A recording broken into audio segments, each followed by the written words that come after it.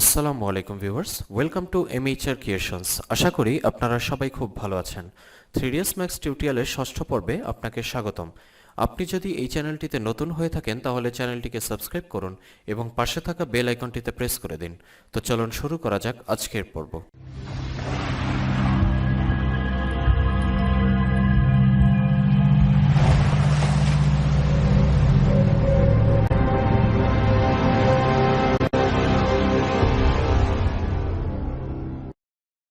Welcome back.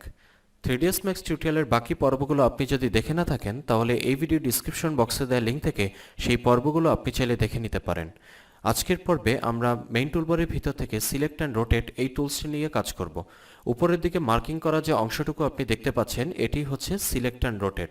তো সেজন্য আমি সর্বপ্রথম স্ট্যান্ডার্ড প্রিমিটিভসের ভিতর থেকে বক্স কমাটিকে সিলেক্ট করে দিচ্ছি। তারপরে আমার পার্সপেক্টিভ ভিউ পোর্টে আমি এরকম একটি বক্সকে তৈরি করে নিচ্ছি এবং সর্বশেষ আমি আমার মাউসের রাইট বাটনটিকে ক্লিক করে কমান্ড থেকে বের হয়ে যাচ্ছি। এরপরে আমি উপরে মেইন টুলবারের ভিতর থেকে সিলেক্ট অ্যান্ড রোটেট এই টুলসটিকে সিলেক্ট করে দিচ্ছি। সিলেক্ট করার সাথে সাথে আপনি দেখতে পারবেন আপনার অবজেক্টটির ভিতরে এরকম একটি আইকন কিন্তু চলে এসেছে। এটিকে বলা হয় গিজমো। এই গিজমোর সাহায্যে আপনি আপনার অবজেক্টটিকে যে কোনো অক্ষ বরাবর রোটেট করতে পারবেন। এই গিজমোর মধ্যবর্তী অংশে আপনি যথাক্রমে 3 কালারের 3টি লাইট দেখতে পাচ্ছেন। একটি হচ্ছে রেড কালার, অপরটি হচ্ছে গ্রিন কালার এবং তারপরে সর্বশেষ রয়েছে ব্লু কালার। এছাড়াও আরও কিছু সার্কেল কিন্তু রয়েছে যেগুলো আমরা পরবর্তীতে দেখব। যেমন এই 3টি কালারের বাইরেও কিন্তু আরও একটি গ্রে কালারের সার্কেল আপনি এখানে দেখতে পাচ্ছেন। তো এটি কিভাবে কাজ করে সেটি এখন আমরা দেখব। আপনি যখন সিলেক্ট অ্যান্ড রোটেট টুলটিকে সিলেক্ট করে দিবেন তখন দেখতে পারবেন আপনার মাউসের কার্সারটি কিন্তু পরিবর্তন হয়ে গেছে। অতঃপর আপনি যে কোনো একটি গিজমোর দিকে যদি আপনার মাউসটিকে নিয়ে যান দেখতে পারবেন সেটি কিন্তু হাইলাইট করবে। এখানে আমি যদি ব্লু কালারের এই লাইনটির উপরে নিয়ে যাই দেখতে পারবেন এই ব্লু কালারের গিজমোটি কিন্তু হাইলাইট করছে। এখানে এই ব্লু কালারের গিজমোটি হচ্ছে এক্স অক্ষ বরাবর আপনার অবজেক্টকে রোটেট করবে এবং গ্রিন কালারের গিজমোটি হচ্ছে ওয়াই অক্ষ বরাবর আপনার অবজেক্টটিকে রোটেট করবে এবং রেড কালারের গিজমোটি হচ্ছে আপনার অবজেক্টটিকে জেড অক্ষ বরাবর রোটেট করবে। তো আমি সর্বপ্রথম এই ব্লু কালারের গিজমোটির উপরে মাউসটিকে নিয়ে যাচ্ছি।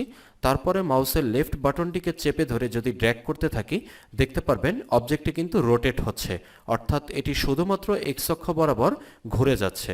তারপরে আপনি একটু ভালোভাবে যদি এই গিজমোটির দিকে লক্ষ্য করেন দেখতে পারবেন এর মধ্যবর্তী অংশে একটি ব্লু কালারের অংশ কিন্তু দেখা যাচ্ছে, যেটি আমি মাউসটিকে ড্র্যাগ করার সাথে সাথে পরিবর্তন হচ্ছে। এটি দ্বারা বোঝাচ্ছে আপনি কতটুকু অংশ রোটেট করছেন। অর্থাৎ আমরা সবাই জেনে থাকবো যে বৃত্তীয় কোণের পরিমাপ হচ্ছে কিন্তু 360 ডিগ্রি। তো এই 360 ডিগ্রির যতটুকু অংশ আপনি রোটেট করবেন ততটুকু অংশ কিন্তু এই ব্লু কালার অংশ দিয়ে হাইলাইট করবে। ঠিক একইভাবে আমি যদি গ্রিন কালার গিজমোটির উপরে মাউসটিকে নিয়ে গিয়ে লেফট বাটনটিকে চেপে ধরে যদি ড্র্যাগ করি দেখতে পারবেন এটি কিন্তু ওয়াই অক্ষ বরাবর রোটেট হচ্ছে। ঠিক একইভাবে আপনি যদি গিজমোটির দিকে আরেকটু ভালোভাবে লক্ষ্য করেন দেখতে পাচ্ছেন এখানে গ্রিন কালারের একটি অংশ কিন্তু দেখা যাচ্ছে। অর্থাৎ ওয়াই অক্ষ বরাবর বৃত্তীয় কোণের কতটুকু পরিমাপ রোটেট হচ্ছে তা কিন্তু এই গ্রিন কালারের সিম্বল দিয়ে বুঝিয়ে দেওয়া হচ্ছে। তারপরে বাকি রইল আমাদের জেড অক্ষ। তো আপনি যদি জেড অক্ষ বরাবর মাউসটিকে নিয়ে গিয়ে লেফট বাটনটিকে চেপে ধরেন দেখতে পারবেন এটি কিন্তু জেড অক্ষ বরাবর রোটেট হচ্ছে। তো আমরা মূল 3টি গিজমো কিন্তু দেখে ফেলেছি। এরপরে আরও একটি সার্কেল এখানে আপনি দেখতে পাচ্ছেন, অর্থাৎ ধূসর কালারের একটি বড় সার্কেল কিন্তু আপনি দেখতে পাচ্ছেন। এটিও মূলত রোটেটের কাজই করে থাকে, তবে এটি কোনো নির্দিষ্ট অক্ষ বরাবর রোটেট করে না, এটি শুধুমাত্র এই সার্কেল বরাবর অবজেক্টটিকে রোটেট করে। তো আমি যদি এই গ্রে কালারের লাইনটির উপরে মাউসটিকে নিয়ে গিয়ে লেফট বাটনটিকে চেপে ধরে থাকি তাহলে দেখতে পাচ্ছেন এটি শুধুমাত্র এই সার্কেল বরাবর কিন্তু রোটেট হচ্ছে, অর্থাৎ কোনো নির্দিষ্ট অক্ষ বরাবর কিন্তু এটি রোটেট হচ্ছে না। তো আপনি আপনার সুবিধা অনুযায়ী যে কোনো অবজেক্টকে এভাবেই রোটেট করতে পারবেন। এখানে একটি বিষয় রয়েছে আর তা হচ্ছে আমরা এতক্ষণ যে রোটেটের কাজগুলো দেখলাম সেগুলো কিন্তু ফ্রিলি রোটেট করা যায়, অর্থাৎ কতটুকু পরিমাণ রোটেট করবেন তা কিন্তু আপনি মাউসের সাহায্যে ড্র্যাগ করে সিলেক্ট করে দিতে পারবেন। কিন্তু আপনি যদি চান একটি নির্দিষ্ট মান দিয়ে রোটেট করবেন, অর্থাৎ ধরা যাক যে কোনো অক্ষের দিকে আপনি 45 ডিগ্রি একটি রোটেট করতে চাচ্ছেন, তো সেটি আপনি কিভাবে করবেন?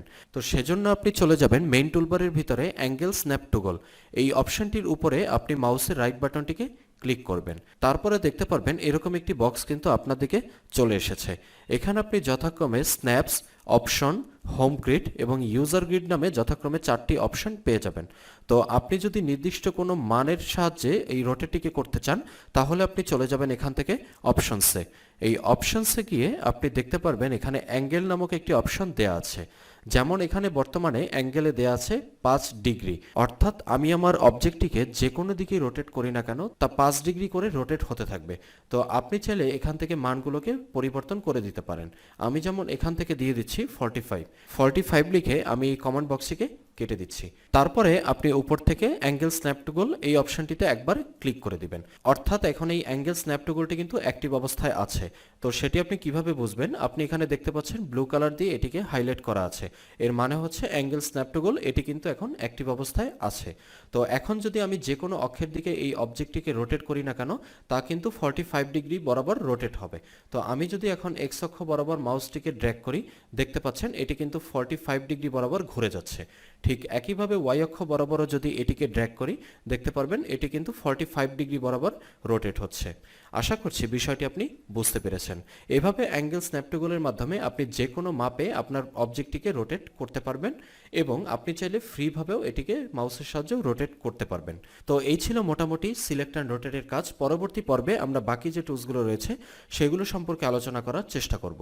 ভিডিওটি দেখার জন্য আপনাকে অসংখ্য ধন্যবাদ। ভিডিওটি যদি ভালো লেগে থাকে তাহলে লাইক করুন এবং চ্যানেলটিকে মাস্ট সাবস্ক্রাইব করুন। দেখা হবে পরবর্তী ভিডিওতে। সে পর্যন্ত সবাই ভালো থাকুন, সুস্থ থাকুন এই আশা রেখে আজকের মতো এখানেই বিদায় নিচ্ছি। আল্লাহ হাফেজ।